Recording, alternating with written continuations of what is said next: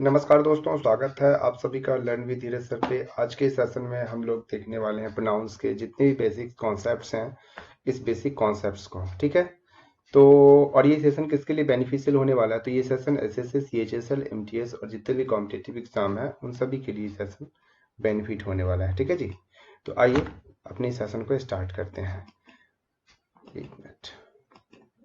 Okay, तो देखिए हमारे पास कुछ सेंटेंस दिए गए हैं। हम पहले इस सेंटेंस को समझेंगे और इस पे आधारित हम कॉन्सेप्ट्स को देखेंगे और चीजों को अपने सेशन को कंटिन्यू करेंगे। ठीक है, तो देखिए हमारे पास पहला सेंटेंस है, Ram is a boy, he is intelligent. अब देखिए यहाँ पे कहा गया है कि राम एक लड़का है, और देखिए सेकेंड वाले सेंटेंसेस में एक शब्द आया है, ही इज इंटेलिजेंट।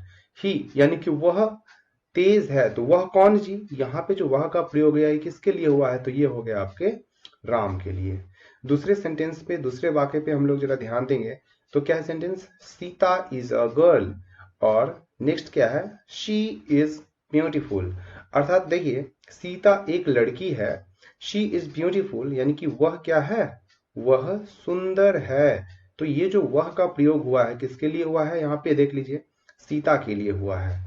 अगला देखिए, I have a pen, it is red, इनके मेरे पास एक कलम है, यह लाल है। लाल कौन है जी? तो लाल है कलम। नेक्स्ट है, cows are useful, they give us milk. गाय उपयोगी होती हैं, वे हमें दूध देती हैं। तो कौन दूध देती हैं? गाय। तो यहाँ पे हमने कुछ शब्दों पे ध्यान दिया, जैसे कि ही, शी, इट और दे। ये जितने भी शब्द हैं वो किसी न किसी शब्द, यानी कि वो शब्द और कोई नहीं, क्या है? नाउन है। देखिए राम क्या है? एक व्यक्ति का नाम है यानी कि नाउन है। सीता क्या है? एक व्यक्ति का नाम है यानी कि नाउन है। पेन क्या है? किसी वस्तु का नाम है यानी कि नाउन है। काऊ क्या है? किसी जानवर का नाम है यानी कि नाउन है। तो हमने देखा जितने भी शब्द हैं, ही, शी, इट, दे, ये किसी न किसी नाउन के बदले आ रहे हैं, किसी न किसी नाउन के बदले आ रहे हैं। और जब कोई शब्द नाउन के बदले प्रयुक्त होता है, तो देखिए नाउन के बदले जब कोई शब्द प्रयुक्त होता है उसी शब्द को हम लोग क्या कहते हैं? प्रोनाउन कहते हैं। A pronoun stands for a noun. ठीक है जी, तो यहां से ये चीजें क्लियर हो गई कि जो भी शब्द नाउन के बदले प्रयोग किए जाएं वो सभी के सभी क्या कहलाएंगे? प्रोनाउन कहलाएंगे। जैसे कि I, we, you, she, they, he, etcetera. Example के लिए, आई एम अ बॉय, यहाँ पे आई क्या हो जाएगा? एक प्रोनाउन हो जाएगा। शी इज अ गर्ल, यहाँ पे शी क्या हो जाएगा? एक प्रोनाउन हो जाएगा। ठीक है, चलिए नेक्स्ट देखते हैं। देखिए हम प्रोनाउंस के टाइप्स के बारे में थोड़ा सा ब्रीफ इंट्रो ले लेते हैं और एक एक करके इसको समझते हुए चलते हैं। हमारा पहला है, देखिए, पर्सनल प्रोनाउन यानी कि व्यक्तिवाचक सर्वनाम। तो ये क्या होता है जी?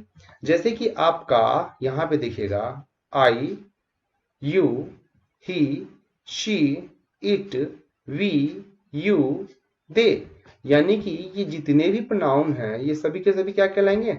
पर्सनल प्रोनाउन कहलाएंगे, यानी कि व्यक्तिवाचक सर्वनाम कहलाएंगे। Wait, let me change the colour of this pen. Okay, so देखिए यहां पे जैसा कि हमने देखा, एक प्रोनाउन हमारा है इट, तो इसका प्रयोग कहाँ होगा? तो हमने यहाँ पे लिखा है, ये जो इट है ना, इसका प्रयोग होता है, एक मिनट, ये रहा। इट का प्रयोग छोटे जानवर के लिए होता है या फिर वस्तु के लिए होता है। तो देखिए इट का प्रयोग किसके लिए करेंगे? वस्तु या फिर छोटे जानवर। छोटे जानवर में क्या आ जाएगा? जैसे कि मच्छर हो गया, मक्खी हो गया, इत्यादि। ठीक है जी, आइए नेक्स्ट देखते हैं हम लोग। नेक्स्ट टाइप है पोजेसिव प्रोनाउन, यानी कि अधिकारवाचक सर्वनाम।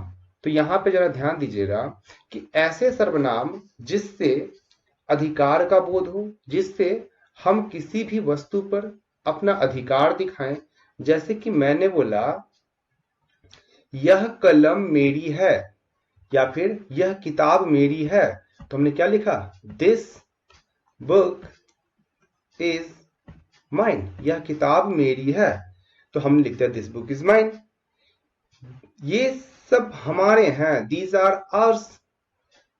इस तरीके से हमने समझा कि अंतिम में एक शब्द आ रहा है जैसे कि माइन, आर्स, ये क्या करा रहा है जी, किसी न किसी चीज पे हमारा अधिकार दिखा रहा है।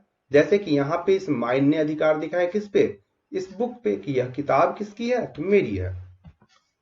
तो जो भी पॉजेसिव नाउन होते हैं जैसे कि mine, yours, his, hers, ours, yours और देयर्स।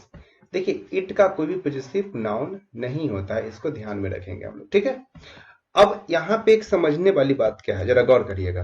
देखिए एक आपका आता है पॉजेसिव एडजेक्टिव। तो पॉजेसिव एडजेक्टिव्स और पॉजेसिव नाउन्स में डिफरेंस क्या है, तो इस चीज को जब आप समझते हैं तो एक चीज ध्यान दीजिएगा। यहाँ पे मैंने लिखा दिस बुक इज माइन, जरा शब्दों पे ध्यान देंगे, यह किताब मेरी है। अगर मैंने इसे दूसरे तरीके से लिखा तो मैंने क्या लिखा समझिएगा, this is my book, this is my book, यह मेरी किताब है। देखिए यहां पे मैं लिख रहा हूं यह मेरी किताब है। अब देखिए यहां पे जो मेरी शब्द का प्रयोग हुआ है एक संज्ञा यानी कि एक नाउन के पहले हुआ है। जरा गौर करिएगा, यानी कि जो माई है एक नाउन के पहले यूज किया गया है, गौर करिएगा। और यहां पे जो मैंने माइन लिखा है, माइन, इसके आगे का कोई नाउन है क्या, है क्या, नहीं है। और समझ लीजिए जब भी किसी नाउन के आगे इस तरीके से आपको माई या फिर your, his, her, its, our, your, their लिखा दिख जाए ना, तो वो क्या कहला जाएगा, एडजेक्टिव कहला जाएगा, विशेषण कहला जाएगा। क्लियर है आप सभी को, क्लियर है। हिंदी के जो इसके मीनिंग्स होते हैं उसमें भी आप अंतर देख सकते हैं। जैसे कि यहाँ पे मैंने लिखा यह मेरी किताब है, और इस बात को कैसे लिखेंगे, दिस बुक इज माइन, यह किताब मेरी है। अब देखिए यहां पे जो नाउन है इस मेरी के पहले आ गया, लेकिन यहां पे जो मेरी है इस नाउन के पहले आ गया, तो दोनों में यही फर्क है। क्लियर है, पॉजेसिव एडजेक्टिव और पॉजेसिव नाउन्स में फर्क समझ आ गया होगा, आशा करते हैं। तो आइए नेक्स्ट हम लोग अब देखते हैं। अगला है रिफ्लेक्सिव नाउन यानी कि निजवाचक सर्वनाम। देखिए निजवाचक सर्वनाम क्या होता है, जैसे कि ऐसा सर्वनाम जिससे ना आप खुद के बारे में चर्चा कर रहे हो, बताते हो। जैसे कि हमने लिखा आई हर्ट माई सेल्फ, मैंने अपने आप को। अब देखिए अपने आप को, इस शब्द के लिए, अपने आप के लिए हमने क्या चीज यूज करा, माई सेल्फ। देखिए उसने अपने आप को बर्बाद किया, तो इसने क्या लिखा यहाँ पे, उसने सॉरी अपने आप के लिए हर सेल्फ, या फिर देखिए ही रेउंड, सॉरी यहाँ पे शी हो जाएगा, एक मिनट भाई, शी, क्योंकि शी के लिए हर होता है, जरा ध्यान दीजिएगा। देखिए शी, हर, हर, हर्स और हर सेल्फ। क्लियर है, तो ये शी के लिए होगा। तो शी रेउंड हर सेल्फ, उसने अपने आप को बर्बाद किया। यानी कि जितने भी रिफ्लेक्सिव नाउन होते हैं ना, वो हमेशा किसके बारे में बात करते हैं जी, जो हमारा सब्जेक्ट होता है, यानी कि जो फर्स्ट में नाउन होता है, यानी कि जो सब्जेक्ट हमारा होता है, इस पे बात करता है। ठीक है, चलिए नेक्स्ट है हमारा बलदायक सर्वनाम यानी कि एम्पैथिक नाउन। अच्छा एम्पैथिक नाउन क्या कहता है जी, जब myself, ourself, yourself, herself, himself, itself, themself इत्यादि जो भी हमारे, तो इसका प्रयोग जब किसी नाउन या प्रोनाउन पर जोर देने के लिए होता है तब इन्हें एम्पैथिक प्रोनाउन कहा जाता है। जरा गौर से समझिएगा, यहां लिखा हुआ है मैंने बाघ को मारा, बस इतना समझिएगा, मैंने बाघ को मारा। अच्छा इस लाइन से भी क्या पता चल रहा है कि बाघ को किसने मारा, तो बाघ को मैंने मारा। लेकिन जब हम इस बात को थोड़ा सा जोर दे के बोलना चाहेंगे तो हम क्या बोल सकते हैं, अच्छा मैंने खुद इस बाघ को मारा है। हम लोग इस तरीके से बोलेंगे, मैंने स्वयं इस बाघ को मारा है, यानी कि मैंने स्वयं बाघ को मारा है या फिर मारा। तो इसके लिए यानी कि जैसे हमने स्वयं या फिर खुद का प्रयोग कर लिया, तो यहाँ पे रिफ्लेक्सिव नाउन जो हमारे थे, जैसे कि myself, ourself, yourself, themself इत्यादि, इनका प्रयोग हम इसके साथ करेंगे। कैसे? देखिएगा, I killed the tiger myself, मैंने स्वयं बाघ को मारा। ही हिमसेल्फ सेड सो, उसने ऐसा कहा। उसने ऐसा कैसे कहा जी? तो उसने स्वयं ऐसा कहा, तो स्वयं के लिए क्या लगा दिया हमने? हिमसेल्फ, यानी कि ये हिमसेल्फ क्या कर रहा है? इस ही पे और जोड़ दे रहा है। ये माई सेल्फ क्या कर रहा है? इस आई पे और जोड़ दे रहा है। और ऐसी स्थिति में जब myself, ourself, yourself, herself, himself इत्यादि किसी सब्जेक्ट या फिर किसी नाउन पे जोड़ देना, तब हम क्या कह देंगे? ये हमारा एम्पैथिक प्रोनाउन है। ठीक है, अब इसमें ना एक चीज और समझना, मैं पिछले स्लाइड पे लेके चलता हूं, यहां पे समझाने की कोशिश करता हूं। देखिएगा, यहां पे आपको कहीं पे आर सेल्फ दिख रहा है, तो कहीं पे आपको, जैसे कि यहां देखिए सेल्फ दिखा, अब ये देखिए योर सेल्फ दिखा, और नीचे क्या दिख रहा है हमें? Yourselves. अच्छा, तो इसका मतलब क्या होगा? इसका मतलब होता है प्लूरल, और इसका मतलब क्या हो जाएगा जी? सिंगुलर। यानी कि जहां जहां सिंगुलर होगा वहां पे लगा रहेगा सेल्फ, और जहां प्लूरल रहेगा वहां पे क्या लगा रहेगा? सेल्फ्स। क्लियर है? चलिए नेक्स्ट देखते हैं हम लोग। एम्पैथिक हमने कंप्लीट कर लिया। अगला है डेमोन्स्ट्रेटिव नाउन। अच्छा, यह एक लड़का, हम इसे दिखाते ना किसी चीज की ओर इशारा करते हुए कि यह एक लड़का है, यानी कि हमने किसी व्यक्ति की ओर इशारा करा। हमने बोला कि वह कुत्ता है, यानी कि हमने किसी जानवर की ओर इशारा किया। यानी कि जिस प्रोनाउन का प्रयोग वस्तुओं या व्यक्तियों को सूचित, इंगित या फिर निर्देशित करने के लिए किया जाता है, क्या कहलाता है? डेमोन्स्ट्रेटिव नाउन कहलाता है। जैसे कि this, that, these, those etcetera. Clear है? अब यहां पे सॉरी एटसेट्रा नहीं, क्योंकि ये चार ही हमारे, दिस, दैट, दीज और दोज, बस चार ही है। अब देखिए, जैसे हमने बोला दिस इज अ बॉय, यानी कि यह एक लड़का है, यानी कि हम किसी लड़के की ओर इशारा करते हुए बात बोला। हमने बोला डेट इज अ गर्ल, यानी कि वह एक लड़की, हमने किसी लड़की की ओर इशारा करते हुए बोला कि वह एक क्या है? लड़की है। यानी कि जब इशारे की बात हो और वहां पे जिस प्रोनाउन का प्रयोग हो, वही प्रोनाउन क्या कहलाता है? डेमोन्स्ट्रेटिव नाउन कहलाता है। नेक्स्ट देखिएगा, नेक्स्ट हमारा इंडेफिनिट नाउन, यानी कि अनिश्चयवाचक सर्वनाम। अनिश्चयवाचक सर्वनाम क्या कहता है जी? कि जिस प्रोनाउन से किसी निश्चित व्यक्ति या फिर वस्तु का बोध नहीं होता, हमें यह नहीं पता चलता है कि हम जिसके बारे में बात कर रहे हैं वो लड़का है या लड़की है, या फिर बच्चे हैं, या फिर बूढ़े हैं, या फिर जवान हैं, मतलब हमें इस चीज की जानकारी नहीं मिलेगी। तो ऐसे स्थिति में इस प्रोनाउन को क्या कह लेंगे हम लोग? इंडेफिनिट प्रोनाउन कह लेंगे। यानी कि जिस प्रोनाउन से किसी निश्चित व्यक्ति वस्तु का बोध नहीं होता है, उसे indefinite noun कहा जाता है। An indefinite noun does not refer to any person or thing in particular। समझिएगा, जैसे कि somebody, anybody, यानी कि इसका मतलब क्या होगा? कोई, anybody मतलब कोई, some यानी कि कुछ, all यानी कि सभी, इस तरीके से none, many, one, none, nothing, any, ये जितने भी हैं ये सभी के सब कौन से प्रोनाउन कहलाते हैं जी? ये सभी के सभी कहलाते हैं इंडेफिनिट प्रोनाउन। इसका उदाहरण समझिएगा, someone has stolen my pen, कोई मेरा पेन चुरा लिया है। all are foolish, सभी मूर्ख हैं। इस तरीके से हम लोग इंडेफिनिट प्रोनाउन को समझ सकते हैं। जैसे हमने बोला कि सभी मूर्ख है, अब जैसे हमने बोला सभी मूर्ख है, so we are not going to see particularly कि कोई लड़का मूर्ख है, या फिर लड़कों का कोई समूह मूर्ख है, या फिर लड़कियों का कोई समूह मूर्ख है। हम इन चीजों को यहाँ पे जनरलाइज नहीं कर सकते। तो ऐसी स्थिति में ये क्या कहला जाएंगे? ये कहला जाएंगे कि हमारा इंडेफिनिट नाउन है, अनिश्चयवाचक सर्वनाम है। नेक्स्ट क्वेश्चन, नेक्स्ट हमारा डिस्ट्रीब्यूटिव नाउन, यानी कि व्यष्टिवाचक सर्वनाम। ये क्या होता है? ये समझिएगा, जैसे कि ईच यानी कि प्रत्येक, जैसे कि ईदर यानी कि दोनों में से कोई, जैसे कि निदर यानी कि दोनों में से कोई नहीं का प्रयोग प्रोनाउन के रूप में जब होता है, तब इन्हें डिस्ट्रीब्यूटिव प्रोनाउन कहा जाता है। जैसे कि each of you is guilty. ठीक है जी, यानी कि ईच का मतलब क्या, प्रत्येक, यानी कि तुम में प्रत्येक क्या है, दोषी है। अगला समझिएगा, either of you can do this work, दोनों में से कोई इस काम को कर सकते हो।